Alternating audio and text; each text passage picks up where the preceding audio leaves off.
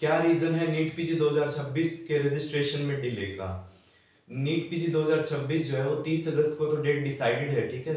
लेकिन अभी काफी रूमर्स फैल रही है सोशल मीडिया पे, यूट्यूब पे कि जो नीट पीजी 2026 है वो पोस्टपोन हो सकता है। लेकिन इसका आंसर है big no. NEET PG 2026 postpone नहीं होगा, ठीक है।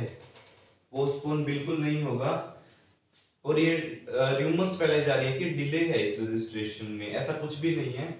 जो नीट पीजी 2025 था जो नीट पीजी 2025 था उसके फॉर्म जो है अप्रैल में निकले थे। वो इसलिए क्योंकि वो जून में होना था एग्जाम, है ना। 15 जून के आसपास डेट थी ना एग्जाम की।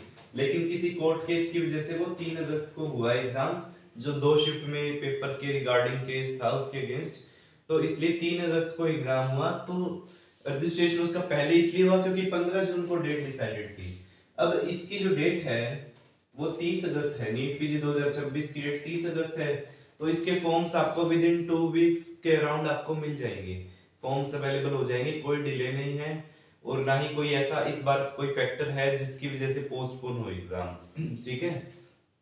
तो इन रूमर्स पे बिलीव मत कीजिए। और सिर्फ 67 डेज रह गए हैं नीट पीजी में। अब 67 डेज में आपको क्या स्ट्रेटजी फॉलो करनी चाहिए? मैं एक ऐसी सीक्रेट स्ट्रेटजी लेके आया हूँ इस वीडियो में, जो आपका 10-15 दिन के अंदर ही आपके जीटी स्कोर को 100 प्लस कर देगी। अगर आप 400 ला रहे हैं जीटी में तो आपके 500 के अबव चले जाएंगे स्कोर। वो है मेरी 115 जीटी रिव्यू बुक, ठीक है। 8 महीने की जो मेरी मेहनत है मैंने इस बुक में डाल दी है। जब मैं प्रिपरेशन कर रहा था तो मैं क्या करता था, जो भी ग्रांटेड देता था उनके की पॉइंट्स और इंपॉर्टेंट चीजें मैं एक रजिस्टर में लिख लेता था, जो भी जीटीज में इंपॉर्टेंट चीजें होती थी या पीवाईक्यूज में, ठीक है। तो इसमें की पॉइंट्स हैं 115 जीटीज के और पीवाईक्यूज हैं, प्लस इसमें सारी इमेजेस हैं और क्वेश्चन बैंक रिव्यू बुक भी है। तो ये जो पूरा पैकेज है मेरा, मैं इसी को ही लास्ट के जो है 3-4 मंथ्स में यही बार बार रिवाइज कर रहा था। और मेरे इस पैकेज से 100 क्वेश्चन जो हैं 100 क्वेश्चंस मेरे इस पैकेज से डायरेक्टली आए थे नीट पीजी 2025 में। और देखते ही पता चल रहा था, सपोज क्वेश्चन आता है mosquito with palmate hairs with no siphon tube with lying parallel to water surface, तो देखते ही की पॉइंट देखते ही आंसर पता चल रहा है कि एनोफ्लीज है। ऐसे ही ABCA1 mutation decrease HDL and ABCA1 mutation decrease HDL orange tonsils, ये क्वेश्चन भी आया था। तो देखते ही पता चल रहा था कि आंसर टेंजियर डिजीज है। तो ऐसे की पॉइंट्स दिए हुए हैं मेरी बुक में जो कि डायरेक्टली पूछे जाते हैं एग्जाम में।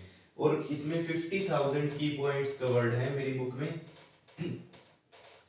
जिन्होंने भी मेरी बुक परचेज की है उनका with in 15 days 10 to 15 days में उन्होंने अभी थोड़ी ही पढ़ी थी बुक्स और तभी उनका 100 प्लस चला गया जीटीज में स्कोर, ठीक है। पहले 104 ही करेक्ट होते थे और अब कितने करेक्ट हो रहे हैं? 130। इतना डिफरेंस आ गया स्कोर में सिर्फ 15 दिन के अंदर। तो this is a must read book for every NEET PG aspirant. अगर आपको इस बुक का पैकेज का पीडीएफ चाहिए तो इस वीडियो के डिस्क्रिप्शन बॉक्स में जाइए, वहां पे गूगल फॉर्म का लिंक है, उसे फिल कीजिए गूगल फॉर्म को, you will get the package PDF, ठीक है। और अभी कोई डिले नहीं है नीट पीजी 2026 में, so work hard and crack NEET PG. If you like this video, share this video to your friends and subscribe to my YouTube channel. Hello everyone, इस video में मैं बताऊंगा मेरे मैरो के grand test score की journey. Starting में मेरा कितना स्कोर रहता था और मैंने क्या सीक्रेट स्ट्रेटजी फॉलो की जिसकी वजह से मेरा मैरो ग्रैंड टेस्ट में फर्स्ट रैंक आया, ठीक है। तो सबसे पहले मेरा 480, 530, 535 के अराउंड ही स्कोर रहता था जब मैंने मेन नोट्स 2 बार पढ़ लिए थे मैरो के, ठीक है। तो मुझे लगा कि मेन नोट्स पढ़ने के बाद भी अगर इतना स्कोर आ रहा है तो मुझे क्या करना चाहिए। तो मैंने मैरो के ग्रैंड टेस्ट रिव्यू करना शुरू किए, उसमें से जो की पॉइंट्स होते थे वो मैं एक नोटबुक में लिखता था, ठीक है।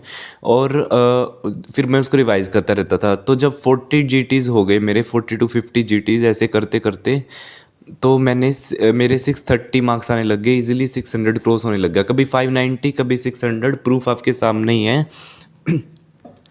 ठीक है। तो उसके बाद मीन्स कभी 595 आते, कभी 630, कभी 610, ठीक है। उसके बाद जब 80 to 90 जीटीज मैंने सॉल्व किए तब 685, 650, 670 है ना, इतने 695 ऐसे स्कोर रहने लग गया, ठीक है। तो जितने ज़्यादा मैंने जीटी रिव्यू किए मेरा स्कोर बढ़ता गया। उसके बाद जब मैंने 115 ग्रैंड टेस्ट रिव्यू की तो मेरा फर्स्ट रैंक आया। ठीक है, तो वैसे नॉर्मली 700 725 तक रहने लग गया था स्कोर मार्च अप्रैल में आते आते। और एक्चुअली में जब मेरा 750 मार्क्स आए तब मेरा फर्स्ट रैंक आया था ये वाले ग्रैंड टेस्ट में। तो इसमें फर्स्ट रैंक था मेरा, और जो है इसमें 750 मार्क्स थे। तो ये 115 ग्रैंड टेस्ट रिव्यू करने के बाद आए। ठीक है, तो अब क्या मैंने जो बुक है वो पब्लिश कर दी है, Marrow grand test review book के नाम से। 115 जीटीज के की पॉइंट्स है उसमें। ठीक है, तो ये लाइव प्रूफ मैं बता रहा हूँ आपको, my Marrow grand test journey. तो sole credit goes to this book 115 GT review book. अगर आपको उस बुक का सब्सक्रिप्शन चाहिए तो इस वीडियो के डिस्क्रिप्शन बॉक्स में देखिए, इस वीडियो के डिस्क्रिप्शन बॉक्स में गूगल फॉर्म का लिंक है, उस पर जाइए, वहाँ पे सारी डिटेल्स हैं to get the 115 GT book subscription. If you like this video, share this video to friend and subscribe to my